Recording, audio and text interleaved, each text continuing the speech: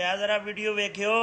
Video वेख के मैनू दस्सियो कैसी लगी वीडियो। ਪੋਹ ਦਾ ਮਹੀਨਾ ਲੱਗਦਾ ਪਾੜਾ ਵੇ ਮੁੰਡਿਆ ਕਾਲੋ ਲਾਲ ਟਮਾਟਰ ਵਰਗੀ ਕਾਲੂ ਕਾਲਾ ਵੇ ਮੁੰਡਿਆ ਨਹੀਂ ਕਾਲੋ ਆਪਦੀ ਮੰਜੀ ਪਰੇ ਕਰ ਮੈਂ ਗੱਡੀ ਕੱਢਣੀ ਆ ਬੇਬੇ ਨੂੰ ਦਵਾਈ ਦਵਾ ਕੇ ਲਿਆਉਣੀ ਆ ਮੈਂ ਵੇ ਤੂੰ ਕਿਹੜੀ ਪਿੱਛੇ ਗੱਡੀ ਚਾਬੀ ਚੱਕੀ ਆ ਇੱਧਰ ਫੜਾ ਮੈਨੂੰ ਚਾਬੀ ਮੇਰੇ ਪਿਓ ਨੇ ਮੈਨੂੰ ਗੱਡੀ ਦਾਜ ਦੇਣੇ ਖੜੇ ਨੂੰ ਦਵਾਈ ਦਵਾਉਣ ਵਾਸਤੇ ਨਹੀਂ ਦਿੱਤੀ ਬਸ ਕੱਲੀ ਮੇਰੇ ਪੇਕੇ ਜਾਣ ਆਉਣ ਵਾਸਤੇ ਦਿੱਤੀ ਆ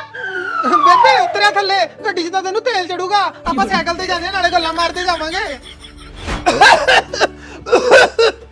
ਓ ਬੇਬੇ ਮੇਰੀਆਂ ਨਾਸਾਂ ਨੂੰ ਤੂੜੀ ਚੜ ਗਈ ਛੇਤੀ ਭੱਜ ਕੇ ਪਾਣੀ ਦਾ ਗਲਾਸ ਲੈ ਕੇ ਆਈ ਆ ਗਈ ਫਾਤਾ ਇੱਕ ਮਿੰਟ ਖੜ ਬੇਬੇ ਕਿੱਥੋਂ ਲੈ ਕੇ ਆਈ ਆ ਤੂੰ ਪਾਣੀ ਮੈਂ ਤਾਂ ਪਤਾ ਫ੍ਰਿਜ 'ਚੋਂ ਪਾਣੀ ਲੈ ਕੇ ਆਈ ਆ ਕਿਹਨੂੰ ਪੁੱਛ ਕੇ ਤੂੰ ਮੇਰੀ ਫ੍ਰਿਜ ਨੂੰ ਹੱਥ ਲਾਇਆ ਮੇਰੇ ਪਿਓ ਨੇ ਮੈਨੂੰ ਦਿੱਤੀ ਆ ਫ੍ਰਿਜ ਪਾਣੀ ਪੀਣ ਵਾਸਤੇ ਖਬਰਦਾਰ ਜੇ ਅੱਗੇ ਤੂੰ ਮੇਰੀ ਫ੍ਰਿਜ ਨੂੰ ਹੱਥ ਲਾਇਆ ਤੇ ਆਹ ਤਾਂ ਟੂਟੀ ਤੋਂ ਪੀਆ ਕਰੋ ਪਾਣੀ ਓ ਚੱਲ ਬੇਬੇ ਟੂਟੀ ਤੋਂ ਭਰ ਲਿਆ